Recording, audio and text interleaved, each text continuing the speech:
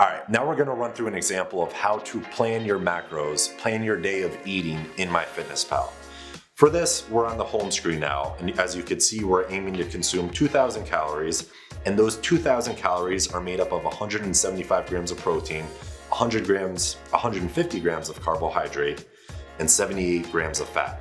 So the first thing I'm gonna do is enter the foods that I wanna consume. I'm gonna guess what the quantities are, but I know that I'm not gonna be perfect right away. And your ability to guess the quantity of each food that you wanna eat to hit your specific macros strengthens the more you do this. So for breakfast, I'm gonna start with eggs. I love eggs in the morning, so I'm gonna enter this. Along with my eggs, I'm gonna put in some oatmeal. Oatmeal, we're gonna find a basic oatmeal recipe. Homemade oatmeal, a half cup raw equals 150 calories. That is correct. So I'm going to actually choose a 1 cup serving, and that is 1 cup raw. Next for lunch. For lunch, I think I'm going to have a piece of salmon. I'm spoiling myself, and it's going to be a nice piece of king salmon. But I want to be as specific as possible. So half of a pound is about 8 ounces. Generally, I consume about 10 ounces raw, so I will make this adjustment. So 1 ounce serving, number of servings, we're gonna do 8. Sorry, 10. So 10 ounces of king salmon. Awesome. With that king salmon, I'm gonna have some quinoa. We're gonna do, let's do a cup of quinoa.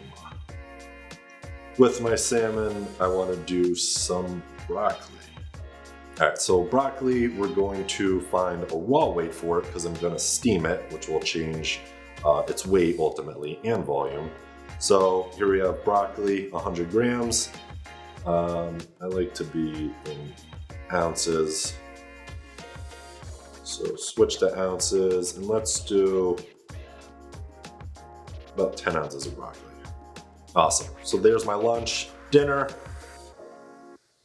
Let's do a chicken thigh. Again, raw weight. It's set to 8 ounces right here. I'm going to switch that. Actually, I'm going to leave that to 8.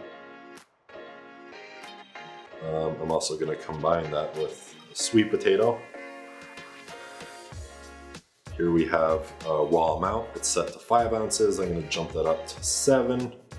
Then we'll do some carrots with that. Carrots, again, I want to find a raw weight so that I can steam them. 61 grams. Let's see if there's an ounce serving. There we go. So 1 ounce serving. Let's do 5 ounces of raw carrots. Okay, now before I add my snack, at this point, I kind of like to see where I am with my macros. So if we go over to the nutrients view, we can see that I'm at 133 grams of protein out of 175. So I still have 42 grams more. I'm over on my carbohydrate by 13 grams, and I'm under on my fat by 14 grams. So let's go back, and we know we need to add more protein, take away some carbohydrate, and add a little fat. Okay, so if I look at my breakfast, I could see that I have 5 eggs and a cup of oatmeal. Now I have more protein that I need, and I also have a little wiggle room with fat. So I'm actually gonna go to eggs, and I'm going to add an extra egg. And now I know I need to subtract some carbohydrate from here. So I'm gonna go to my quinoa entry for lunch, and instead of a full cup, I'm gonna cut back to about 3/4 of a cup. And now I'm gonna add a snack. I know that I still have a bit of protein. I generally like to do a whey protein shake. Tara's Whey is my personal favorite. I'm gonna leave it at a scoop for now. Put that in as my snack. Now, I'm probably closer, yet not perfectly on with my macros, because I could see I still have 61 calories remaining. So as I could see, I am still under on protein and still under on fat while being over on carbohydrate. So, over on carbohydrate, let me take care of that first. I am 8 grams over on carbs. So I'm gonna go to my dinner entry and subtract 1 ounce of sweet potato from my entry. So I had 7 ounces, which was about 40 grams of carbohydrate. Now I'm gonna go to 6, and that brought me down about 6 grams of carbohydrate, which is pretty freaking close. Carbohydrate and still 2 over, which is in that 2 gram, the 3 gram range for carbs that we wanna be in. So that's not bad. I still need to get a little fat and protein in though. So I'm gonna look at these. 10 ounces of salmon is a pretty good amount for lunch.